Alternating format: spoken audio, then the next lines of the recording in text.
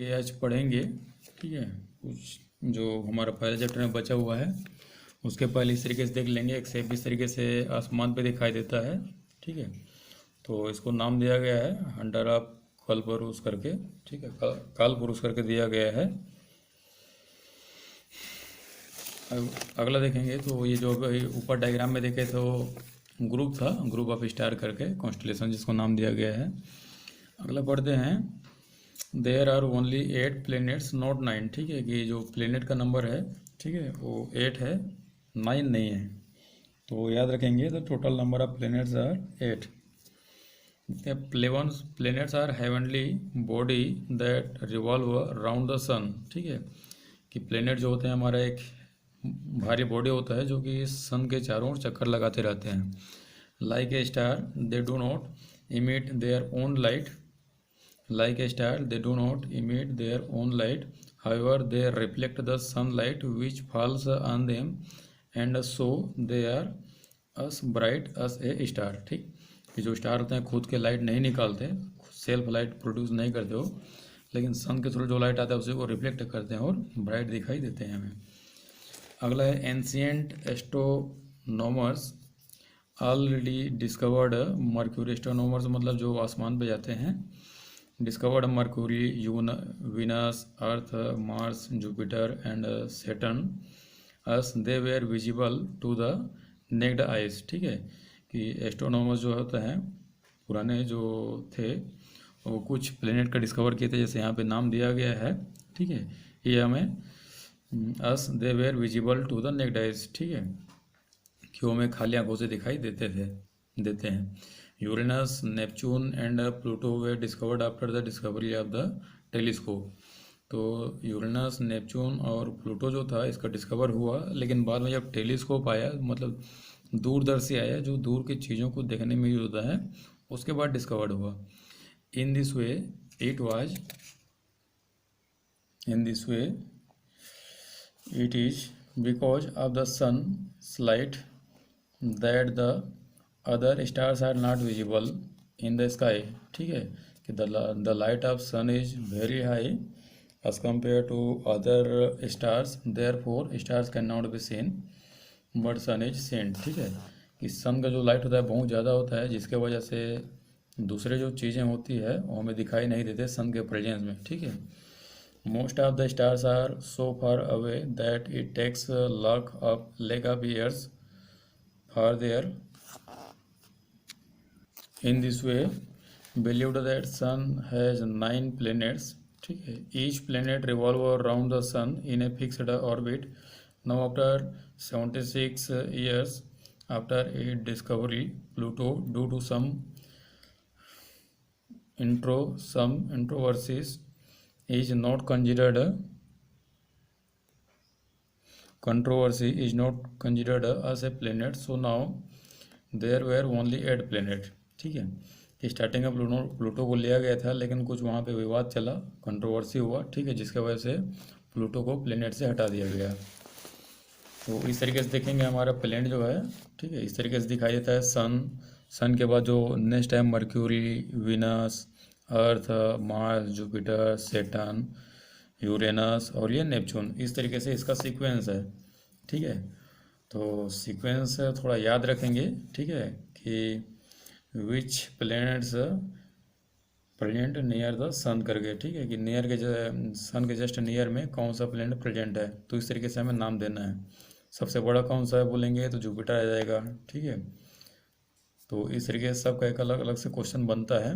तो देखते हैं सभी इस चीज़ के बारे में यहाँ पे कुछ पढ़ते हैं इंपॉर्टेंट पॉइंट। कि सम प्लैनेट्स है satellite.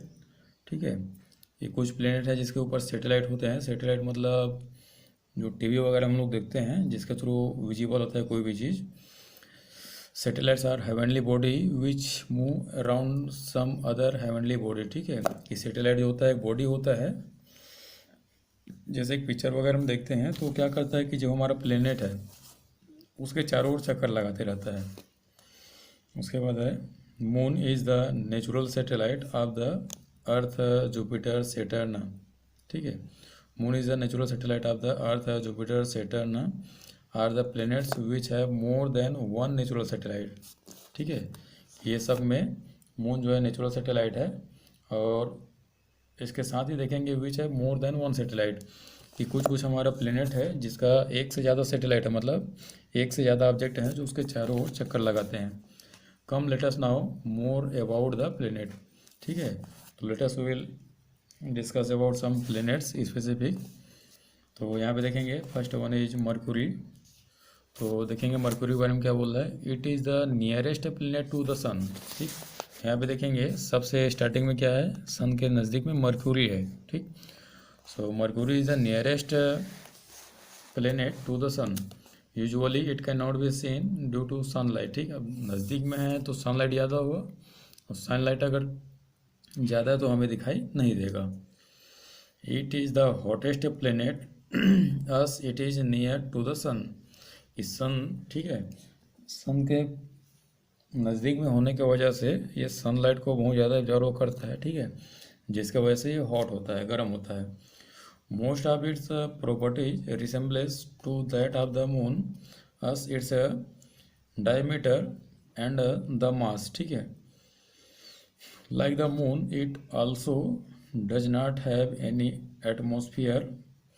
Like the moon it also does not have any atmosphere and it is rocky and mountainous.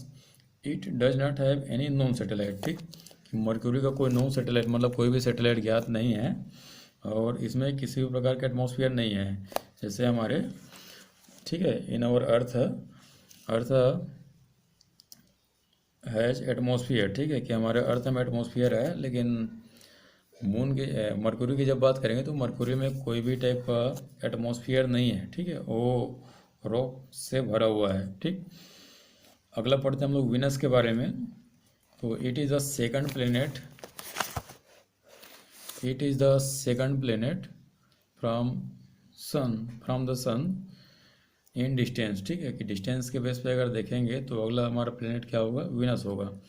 It is the brightest of all heavenly body scene by us. ठीक है, कि ये भी एक चमकीला, it is the brightest of all the heavenly body scene by us, कि हमारे द्वारा देखे गए जितनी भी हेवनली बॉडी है सबसे ज़्यादा ब्राइटेस्ट कौन है, विनस है, जो सबसे ज़्यादा चमकता है। ठीक है, मरकुरी में याद रखेंगे कि it also does not have an atmosphere. ठीक है, और कवर है कि it is the hottest planet and near to the sun.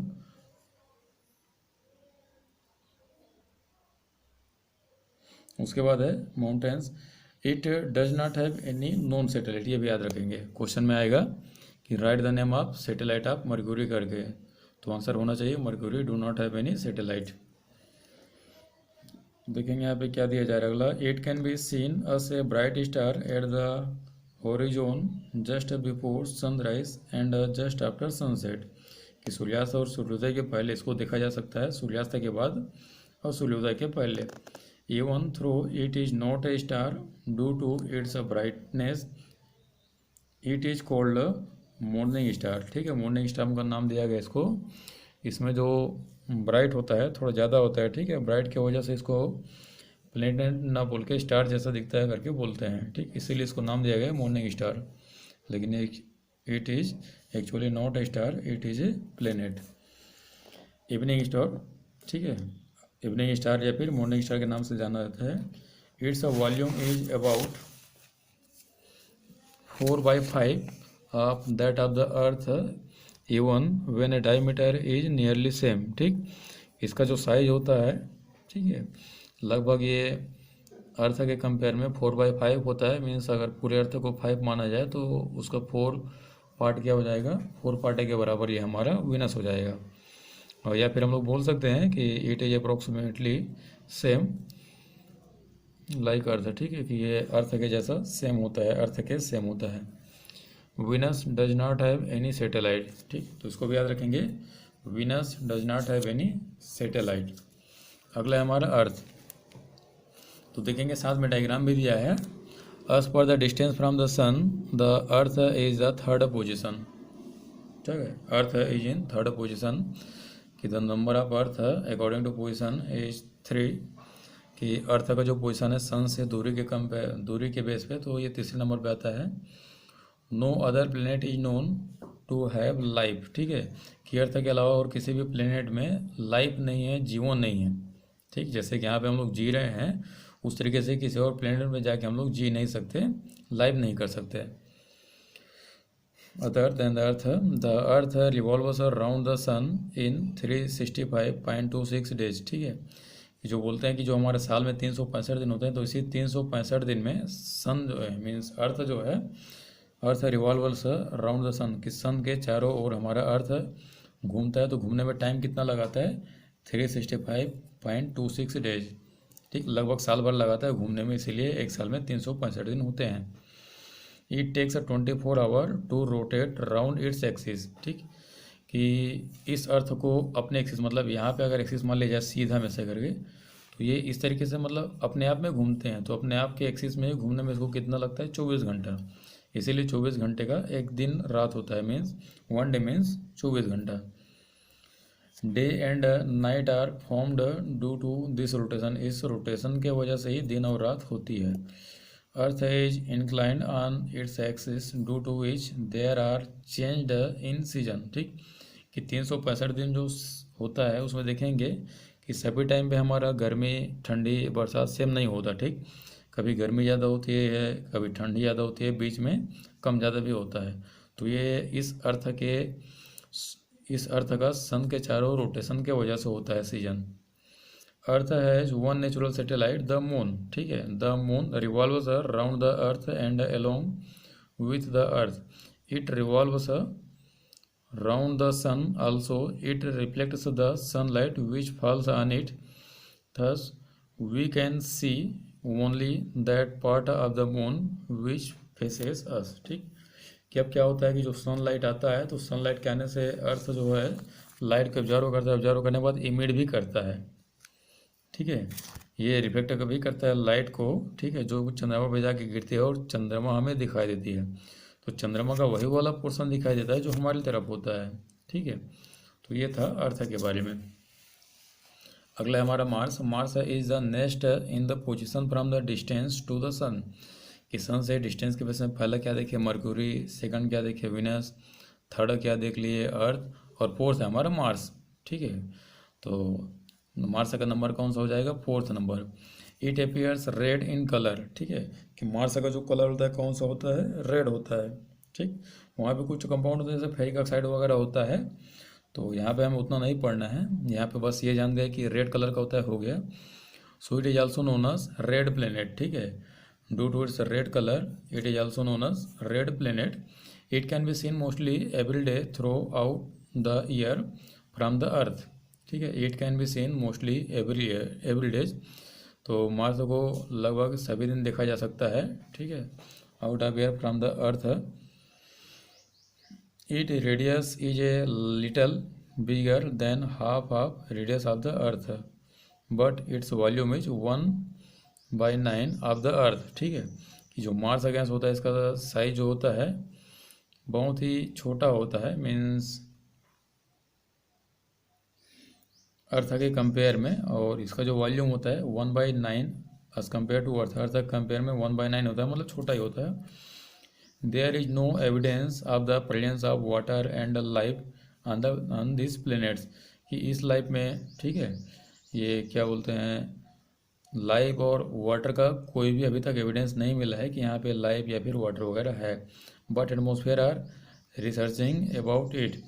Mars has 2 natural satellite, ठीक, so the number of natural satellite, ठीक है, ऑफ मार्स इज 2, मार्स में satellite का नंबर कितना है? 2 है।